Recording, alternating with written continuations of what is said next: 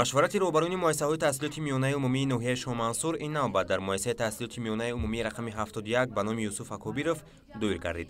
Дар толори калони муассиса, хонандагони муассисаи таҳсилоти миёнаи умумии рақами 71 бо ширкати намояндагони сарраёсати маорифи шаҳри Душанбе, шуъбаи маорифи ноҳияи Шоҳмансур ва директорони мактабҳо соати тарбиявӣ дар намуди дарси кушодро вобаста ба ҷашни Сада баргузор намуданд. Хонандагон дар суханарони худ изҳор доштанд, ки ҷашни Сада ки аслан аз шумораи 100 гирифта шудааст, аз 10 моҳи баҳман то омадани Наврӯз 50 шабу 50 рӯзро фаро мегирад. Ба қавли Абурайҳони Берунӣ, аҷдодони бароманди мо шабу рӯзро алоҳида ҳисоб мекарданд, ки оянда дар якҷоягӣ то расидани Наврӯз 100 шабу рӯзро ташкил менамуд. Иди Сада дар поёни чилаи калон чун рамзи гузоштани сардиҳои зимистон одатан муждае аз наздик расидани баҳор меоварад. ҳамзамон дар идомаи соати тарбиявӣ аз ҷониби хонандагон рақсу сурудҳои тоза низ пешниҳод гардид.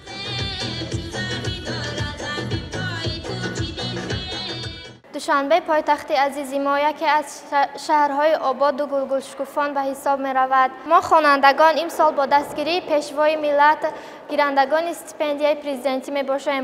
мо кӯшиш мекунем муассисаро бо баҳои хубу аъло хатм карда ба ин ватани ободу азизамон содиқона хизмат кунем ва саҳми худро дар ободию гулгулшукуфонии шаҳри азизамон гузорем. мо аз ин китоб бархурдор гаштем, ки чандин мавзеъҳои нави таърихӣ бунёд гаштанд ва мо ҷавонот аз ин ҳамхориҳои пешвои миллат хеле хушҳол ҳастем ва инчунин умедвор ҳастем, ки дар оянда аз ин китоб чандин ҷавонҳои дигар низ истифода мебаранд. пас аз ширкат дар дарси соати тарбиявӣ дар мавзӯи Сада, ҷашни ниёгони иштирокчиёни машварати роҳбарони муассисаҳои таълимӣ дар синфхонаҳо аз фаъолияти эҷодии омӯзгорон, тарзи гузарондани дарсҳо ва фаъолнокии хонандагон ошное пайдо намуданд. Бояд гуфт, ки дар доираи баргузории машварат, роҳбарони муассисаҳо ҳар ҳафта аз усули баргузории дарсҳо дар муассисаҳои таълимии ноҳияи Шоҳмансур аз ҷониби омӯзгорони фаннӣ шинос мешаванд. Ин навбат низ роҳбарони муассисаҳо дар ҳар як синфхонаи таълимӣ раванди баргузории дарсҳоро аз ҷониби омӯзгорон ва фаъолнокиву ҳозирҷавобии хонандагонро мушоҳида намуда, фикру мулоҳизаҳои худро дар фарҷом баён намуданд. Бояд гуфт, ки аз шавқовартарин дарсҳо дар машварати имрӯза ин дарсҳои химия ва физика дониста шуд, зеро омӯзгорони фаъол ва соҳибтаҷрибаи муассисаи таҳсилоти миёнаи умумии рақами 71 ноҳияи Шоҳмансур дарсро бештар дар намуди амалия, яъне бо истифода аз маҳлулҳои кимиёвӣ баргузор намуда, реаксияҳои химиявиро ба хонандагон нишон доданд. дар ноҳияи Шоҳмансури шаҳри Душанбе 30 адад машваратҳои сайёр барои роҳбарони муассисаҳои таълимӣ гузаронида шуда истодааст, ки барои баланд бардоштани сатҳу сифати таълиму ва тарбия барои роҳбарони муассисаи таълимӣ дар идора намудани муассисаҳои таълимӣ ёрӣ расонда метавонад.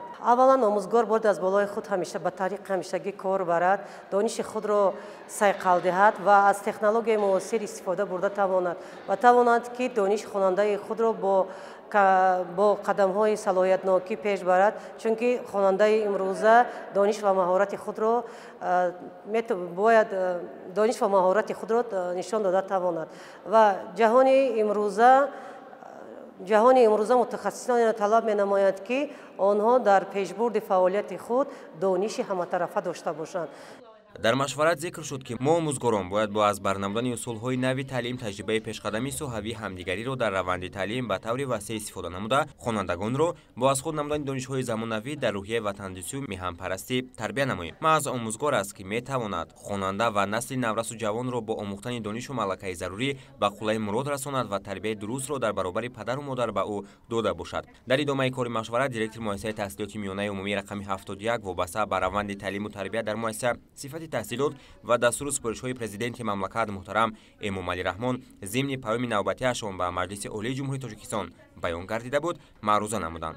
дар ин қисмати кори машварат низ роҳбарияти шуъбаи маориф ва тамоми роҳбарони муассисаҳои таҳсилоти миёна иштирок намуданд. бояд гуфт, ки баргузории машварат миёни кормандони соҳаи маориф баҳри рушди соҳа, сайқали дониш ва малакаи корбарии роҳбарон ва омӯзгорони мактабҳои миёна заминаи мусоидро фароҳам месозад.